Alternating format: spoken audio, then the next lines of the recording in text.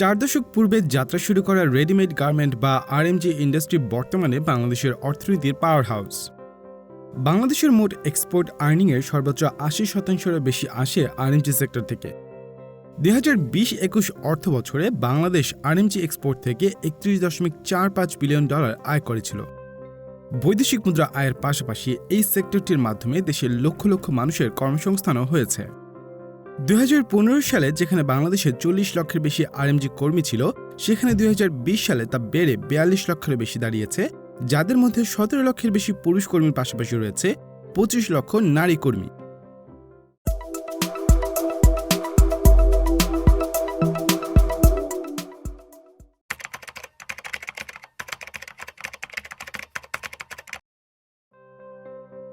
'৬০ সালে ঢাকার রিয়াজ স্টোরের মাধ্যমে বাংলাদেশের আরএমজি সেক্টরে যাত্রা শুরু হলেও পরবর্তীতে ১৯৭৩ সালে দোকানটির নাম পরিবর্তন করে রিয়াজ গার্মেন্টস লিমিটেড রাখা হয়।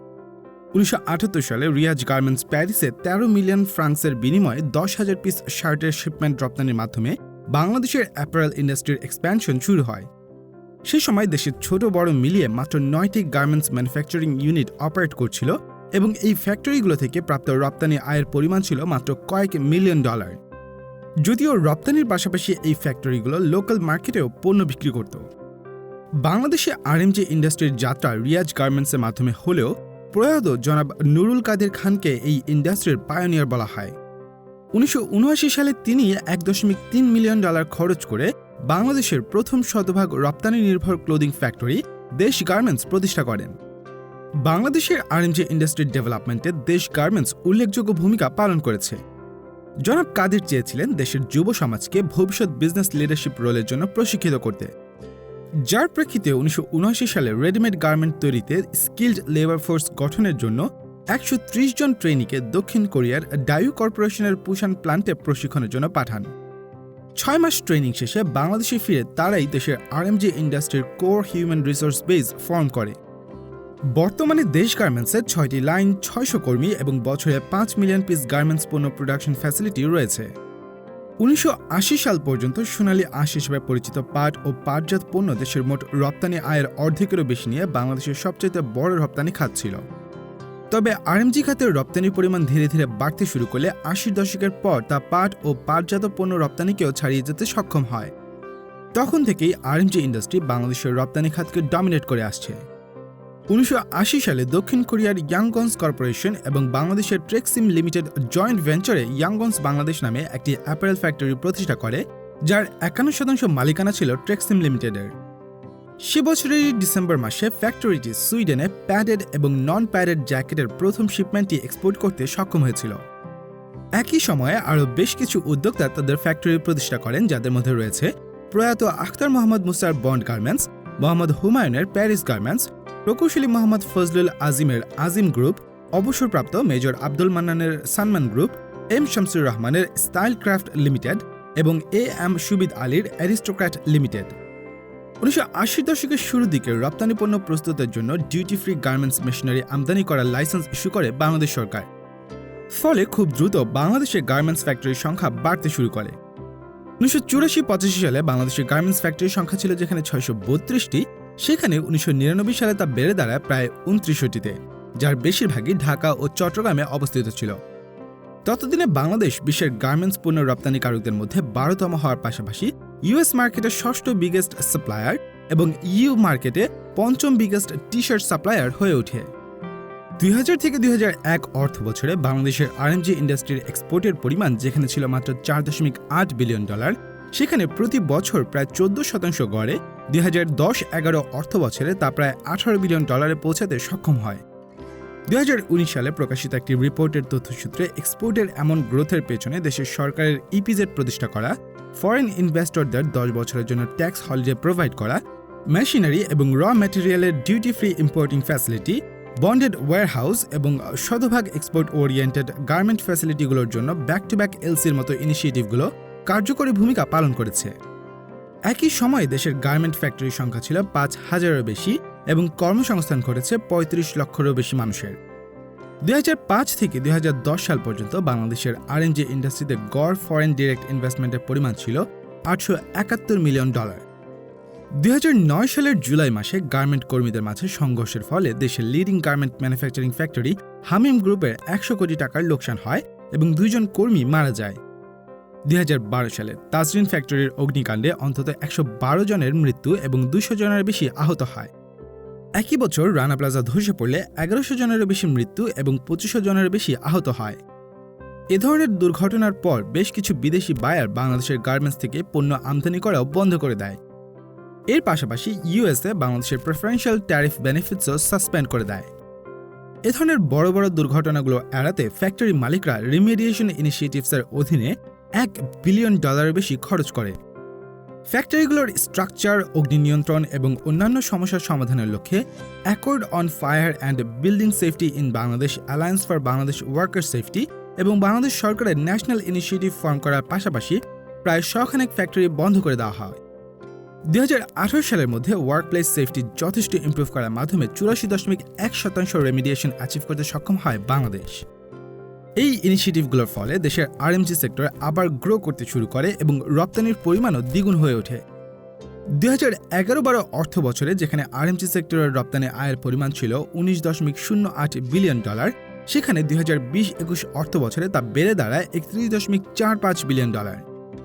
বর্তমানে বিশ্বের অন্যান্য দেশের তুলনায় বাংলাদেশের গ্রিন গার্মেন্টস ফ্যাক্টরির পরিমাণও সবচাইতে বেশি। 1970-এর দশকে উন্নত দেশগুলো উন্নয়নশীল দেশগুলো থেকে আউটসোর্স করার ইনিশিয়েটিভ নেয়, যার প্রেক্ষিতে ইইউ এবং ইউএসের বড় বড় রিটেলারদের থেকে বাংলাদেশের উদ্যোক্তাদের জন্য কিছু নির্দিষ্ট এক্সপোর্ট ক্রাইটেরিয়া মিট করার শর্তে অর্ডার আসতে শুরু করে। স্বল্পোন্নত দেশ হয় বাংলাদেশের যে কোনো ম্যানুফ্যাকচারিং বা প্রোডাকশন সেক্টরে লেবার কস্ট কম, কেননা বাংলাদেশের যে কোনো ইন্ডাস্ট্রিতে স্বল্প মূল্যে অধিক পরিমাণে কর্মী পাওয়া যায়। বিশেষ করে অদক্ষ কর্মীদের বিশাল একটি ওয়ার্কফোর্স রয়েছে বাংলাদেশে। লোয়ার ওয়েজেসের কারণে বাংলাদেশে তৈরি গার্মেন্টস প্রোডাক্টে কম্পিটিটিভ প্রাইস এনশিওর করা যাচ্ছিল। ফলশ্রুতিতে অধিক পরিমাণে অ্যাপারেল প্রোডাকশন সক্ষমতা থাকা সত্ত্বেও ভারত, ভিয়েতনাম ও চায়নার মতো দেশগুলোর সাথে বাংলাদেশের একটি কম্পিটিটিভ মার্কেট তৈরি হয়েছে। মূলত এ কারণেই বিদেশি রিটেলাররা বাংলাদেশ থেকে পণ্য আমদানিতে বেশি আগ্রহ প্রকাশ করেছিল। আরএমজি ইন্ডাস্ট্রিতে ইন্টারন্যাশনাল বায়াররা দেশের গার্মেন্টসগুলোকে টেকনোলজিক্যাল এবং মার্কেটিং সাপোর্টের মতো বিভিন্ন বিষয়ে অ্যাসিস্ট করে থাকে। যেমন তারা ব্যাক টু ব্যাক এলসি বা letter of credit facility offer করে, যা বাংলাদেশি এক্সপোর্টারদের ওয়ার্কিং ক্যাপিটাল জনিত সমস্যাগুলোর সমাধানে সহায়তা করে। এতে করে এক্সপোর্টাররাও স্বল্প পরিমাণে ক্যাপিটাল ইনভেস্টমেন্টের মাধ্যমে দেশে ফ্যাক্টরি প্রতিষ্ঠা করতে পারে। অন্যদিকে যেহেতু ইন্টারন্যাশনাল বায়াররা মার্কেটিংয়ের দায়িত্ব নেয় এবং গার্মেন্টস একটি লো ইনভেস্টমেন্ট ও লো টেক ইন্ডাস্ট্রি, সেহেতু বাংলাদেশি উদ্যোক্তারাও এতে আগ্রহ বোধ করে। 1993 সালের সংশোধিত আমদানি আইন অনুযায়ী back to back LC mother এলসির 70% বেশি হতে পারবে না, যার মানে দাঁড়ায় পণ্য রপ্তানি করতে ইন্টারমিডিয়েট আরএমজি ম্যানুফ্যাকচারিং ম্যাটেরিয়ালস কেনার জন্য যে পরিমাণ বৈদেশিক মুদ্রা খরচ হবে তা এক্সপোর্ট আর্নিংসের 70% বেশি হতে পারবে না। এতে করে টোটাল এক্সপোর্ট ভলিউমে 30% net foreign exchange earning ensure করা যাচ্ছে। বাংলাদেশের আরএমজি ইন্ডাস্ট্রির ডেভেলপমেন্টের উদ্দেশ্যে 1980-এর দশকে বাংলাদেশ সরকার ইম্পোর্ট পলিসি গ্রহণ করার মাধ্যমে শতভাগ এক্সপোর্ট ওরিয়েন্টেড গার্মেন্টস ফ্যাক্টরিগুলোর জন্য ডিউটি ড্রব্যাক সিস্টেমের পরিবর্তে বন্ডেড ওয়্যারহাউস ফ্যাসিলিটি অফার করে। ডিউটি ড্রব্যাক সিস্টেম ছিল মূলত যে সকল ইম্পোর্ট গুডস পরবর্তীতে আনইউজড বা ফিনিশড গুডস হিসেবে পুনরায় এক্সপোর্ট করা হবে, সেগুলোর উপর যে সকল ডিউটি ফি এবং ট্যাক্স পে করতে হতো তার রিফান্ড করা। তবে বন্ডেড ওয়্যারহাউস ফ্যাসিলিটি সিস্টেমে শতভাগ এক্সপোর্ট ওরিয়েন্টেড গার্মেন্টস ফ্যাক্টরিগুলো ডিউটি ফ্রি সিস্টেমে বেশ সহজে প্রয়োজনীয় ফ্যাব্রিক্স এবং অ্যাক্সেসরিজ ইম্পোর্ট করতে পারবে। এছাড়া প্রোডাকশন ডিলে টাইম কমিয়ে আনা এবং আমলাতান্ত্রিক জটিলতা অনেকাংশে কমিয়ে আনার মাধ্যমে আরএমজি ইন্ডাস্ট্রির কম্পিটিটিভনেস আরও বৃদ্ধি পেয়েছে। এক্সপোর্ট ডেস্টিনেশনের ডাইভার্সিফিকেশন গত দশকে বাংলাদেশের আরএমজি সেক্টরের গ্রোথের একটি অন্যতম কারণ।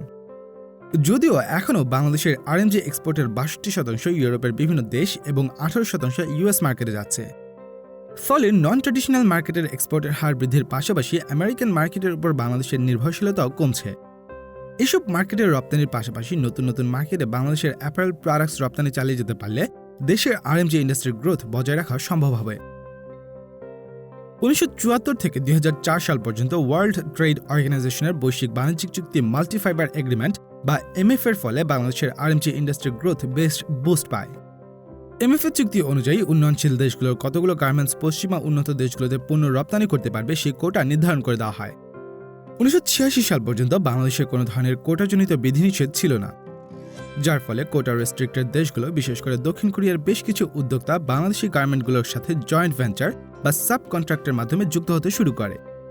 একই সময়ে বাংলাদেশ সরকারও এই সেক্টরে ফরেন ইনভেস্টর এবং বায়ারদের অ্যাট্রাক্ট করতে বেশ কিছু ইনিশিয়েটিভ লঞ্চ করে। এতে করে ইউএসএ সহ আরও কয়েকটি দেশে আরএমজি প্রোডাক্টস রপ্তানিতে ক্যাপটিভ মার্কেট ধরে রাখতে সক্ষম হয়েছিল বাংলাদেশ। যদিও ধারণা করা হয়েছিল মাল্টিফাইবার অ্যারেঞ্জমেন্ট বাতিল হয়ে গেলে বাংলাদেশের আরএমজি কম্পিটিটিভনেস এবং গ্রোথ গুরুতরভাবে ক্ষতিগ্রস্ত হবে। এর ফলে বাংলাদেশের ইকোনমিক ইম্প্যাক্ট নিয়ে 2004 সালের একটি স্টাডি থেকে জানা যায়, এই কোটা সিস্টেম বাতিল হলে আরএমজি সেক্টরের এক্সপোর্ট 8% কমে যাবে এবং দেশের জিডিপি 0.54% ফল করবে। তবে তখনও বাংলাদেশের আরএমজি ইন্ডাস্ট্রির এ ধরনের পরিস্থিতি থেকে ঘুরে দাঁড়ানোর সক্ষমতা ছিল, যার প্রেক্ষিতে এক্সপোর্ট প্রমোশন ব্যুরোর একটি তথ্যসূত্রে কোটা ফ্রি পিরিয়ডের প্রথম 6 মাসে রপ্তানি পরিমাণ পূর্বের মতোই 19% হারে বৃদ্ধি পেয়েছিল। এছাড়া ইইউর জিএসপি ফ্যাসিলিটিও বাংলাদেশের আরএমজি ইন্ডাস্ট্রির গ্রোথে বেশ বড় ভূমিকা রেখেছে। বাংলাদেশের আরএমজি প্রস্তুতকারী ও রপ্তানিকারকদের আগ্রহ বজায় রাখতে 1983 সালে দেশে Bangladesh garment manufacturers and exporters association বা বিজিএমইএ প্রতিষ্ঠা করা হয়। প্রতিষ্ঠানটি বাংলাদেশের একটি প্রধান ট্রেড অর্গানাইজেশন, যা সরকারের পলিসি অ্যাডভোকেসি, সদস্যদের সার্ভিস প্রদান, গার্মেন্টস কর্মীদের অধিকার আদায় এবং ফ্যাক্টরিগুলোতে সোশ্যাল কমপ্লায়েন্সের মাধ্যমে দেশের ইন্ডাস্ট্রির গ্রোথে অগ্রণী ভূমিকা পালন করেছে। এর পাশাপাশি অর্গানাইজেশনটি লোকাল এবং ইন্টারন্যাশনাল ব্র্যান্ড ডেভেলপমেন্ট পার্টনার এবং স্টেক হোল্ডারদের সাথে কোলাবোরেশনে কাজ করছে। মাত্র 12টি সদস্য নিয়ে যাত্রা শুরু করা বিজিএমইএ এর অধীনে বর্তমানে প্রায় 4000 রেজিস্টার্ড গার্মেন্টস ফ্যাক্টরি রয়েছে। বিজিএমইএ এর অধীনস্থ 40% ফ্যাক্টরি নিটওয়্যার এবং সোয়েটার প্রস্তুত করে এবং বাকি 60% ফ্যাক্টরিতে ওয়েভেন গার্মেন্টস প্রস্তুত করা হয়। সদস্য ফ্যাক্টরিগুলো শতভাগ ওয়েভেন গার্মেন্ট রপ্তানির পাশাপাশি 95% সোয়েটার রপ্তানি করে থাকে। এছাড়া এই ফ্যাক্টরিগুলো দেশে প্রায় অর্ধেক লাইট নিটওয়্যার আইটেম রপ্তানি করে থাকে। যদিও BGMEA university of fashion and technology শিক্ষার্থীদের ফ্যাশন ডিজাইন, নিটওয়্যার টেকনোলজি এবং অ্যাপারেল মার্চেন্ডাইজিং বিষয়ে গ্র্যাজুয়েশন ও পোস্ট গ্র্যাজুয়েশন ডিগ্রি অফার করে থাকে, কিন্তু বাংলাদেশে এখনও প্রশিক্ষণপ্রাপ্ত কর্মী, বিশেষ করে মিড লেভেল পজিশনে প্রশিক্ষিত কর্মীর বেশ অভাব রয়েছে। যার প্রেক্ষিতে দেশের বিশ্ববিদ্যালয়গুলোর উচিত রেগুলার স্টাডিজের পাশাপাশি আরএমজি সেক্টর, ফ্যাশন, টেক্সটাইল এবং ইন্ডাস্ট্রিয়াল মার্চেন্ডাইজিং রিলেটেড ডিপার্টমেন্ট প্রতিষ্ঠার মাধ্যমে দেশের শিক্ষার্থীদের এই ইন্ডাস্ট্রিতে ওয়েল স্কিলড ম্যানপাওয়ার হিসেবে গড়ে তোলা। প্রোডাক্ট ডাইভার্সিফিকেশনের স্বল্পতা আরএমজি ইন্ডাস্ট্রির একটি প্রধান চ্যালেঞ্জ। যদিও বাংলাদেশ প্রায় 4 দশক ধরে গার্মেন্টস প্রোডাক্ট এক্সপোর্ট করছে, তবে এর মধ্যে লো প্রাইসড সেগমেন্টের আইটেমই সবচেয়ে বেশি। অন্যদিকে কম্বোডিয়া, ভিয়েতনাম, চায়না এবং ইন্ডিয়ার মতো প্রতিযোগী দেশগুলো প্রিমিয়াম সেগমেন্টের প্রোডাক্ট প্রস্তুত করছে। এছাড়া মাত্র 5টি লো প্রাইস আইটেমই বাংলাদেশের মোট প্রোডাকশন ক্যাপাসিটির 80%-এর বেশি দখল করে নিয়েছে। মোট এক্সপোর্ট আইটেমের লিস্টে টি-শার্টস, ট্রাউজার্স এবং সোয়েটারের মতো আইটেমগুলোই ডমিনেট করছে। বর্তমানে বাংলাদেশের সিনথেটিক ফাইবার থেকে কাপড় তৈরির পাশাপাশি আউটওয়্যার, টেইলর্ড আইটেমস এবং লঞ্চারের মতো কমপ্লেক্স প্রোডাক্ট তৈরির ক্যাপাসিটিও রয়েছে। কিন্তু এখনও দেশের বেশিরভাগ ফ্যাক্টরিতে এ ধরনের প্রোডাক্ট তৈরির জন্য প্রয়োজনীয় সরঞ্জাম নেই এবং এ ধরনের ফ্যাসিলিটি তৈরির প্রতি ফ্যাক্টরি মালিকদেরও তেমন আগ্রহ দেখা যায় না। বাংলাদেশের আরএমজি সেক্টরে এখনও ব্যাকওয়ার্ড লিঙ্কেজ পর্যাপ্ত পরিমাণে সাপোর্ট পাচ্ছে না। ফলে বেশিরভাগ ক্ষেত্রেই আমাদের এক্সটার্নাল সোর্স, যেমন বিদেশ থেকে র ম্যাটেরিয়াল আমদানি করতে হয়। ওয়েভেন ফ্যাব্রিক্স এবং লেসেসের মতো অন্যান্য অ্যাক্সেসরিজের জন্য বাংলাদেশ এখনও চীনের উপর নির্ভরশীল। ফলে যদিও এক্সপোর্টের দিক থেকে বাংলাদেশ এগিয়ে রয়েছে এবং পর্যাপ্ত পরিমাণে এক্সপোর্ট আর্নিংস ইনফ্লো হচ্ছে, তবে সেক্টরটির ভ্যালু এডিশন এখনও পর্যাপ্ত হচ্ছে না। কেননা এক্সপোর্টের ফলে যতখানি আয় হচ্ছে তার সিংহভাগই এই সকল অ্যাক্সেসরিজ ও র ম্যাটেরিয়াল আমদানিতে খরচ হয়ে যাচ্ছে, যা এক্সপোর্টার ও ম্যানুফ্যাকচারারদের আত্মবিশ্বাস কমিয়ে দিচ্ছে। অন্যদিকে কম্বোডিয়া, ভিয়েতনাম, চায়না এবং ইন্ডিয়ার মতো প্রতিযোগী দেশগুলোর শক্তিশালী ব্যাকওয়ার্ড লিঙ্কেজ রয়েছে। সার্কুলার নিডস বাদে ব্যাকওয়ার্ড লিঙ্কেজ ফ্রন্টের দিক থেকে বাংলাদেশের অবস্থান এখনও বেশ পিছিয়ে।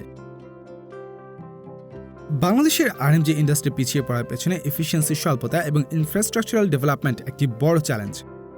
কেননা দেশে নতুন একটি ফ্যাক্টরি প্রতিষ্ঠা এবং গ্যাস ও বিদ্যুতের মতো ইউটিলিটি কানেকশনের জন্য অনুমতি নিতে আমলাতান্ত্রিক জটিলতার সম্মুখীন হতে হয়।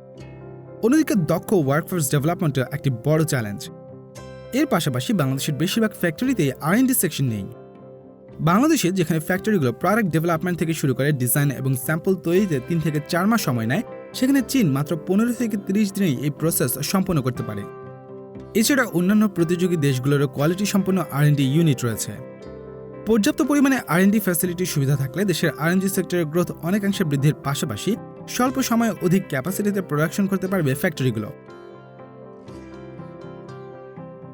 বাংলাদেশ যখন স্বল্প উন্নত দেশ থেকে মধ্যমায়ের দেশে গ্র্যাজুয়েট করবে তখন ইইউ এবং অন্যান্য দেশের প্রেফারেন্সিয়াল ট্রেড ফ্যাসিলিটিস হারাতে পারে। 2020 সালে বিজিএমই এর একটি স্টাডি থেকে জানা যায়, যেহেতু বাংলাদেশের 61% duty free export shipment EU রিজিয়নে পাঠানো হয়, সেহেতু গ্র্যাজুয়েশনের পর এই ডিউটি ফ্রি এক্সপোর্ট বন্ধ হয়ে গেলে $4 বিলিয়ন লোকসান হবে। এই সমস্যার সমাধানের জন্য বাংলাদেশকে প্রতিযোগী দেশগুলোর সাথে তাল মিলিয়ে যেতে হবে, যার প্রেক্ষিতে দেশের আরএনজি ফ্যাক্টরিগুলোকে প্রোডাক্টিভিটি, ডিজিটাইজেশনে ইনভেস্টমেন্ট, অটোমেশন এবং সাস্টেনেবিলিটিতে বেশি ফোকাস করতে হবে।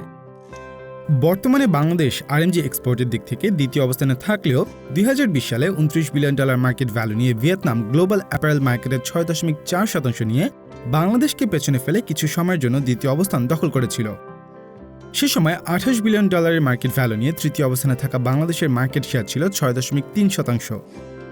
এর পেছনে মূলত করোনা মহামারীকালীন চলমান লকডাউনকে দায়ী করেছে বিজিএমইএ।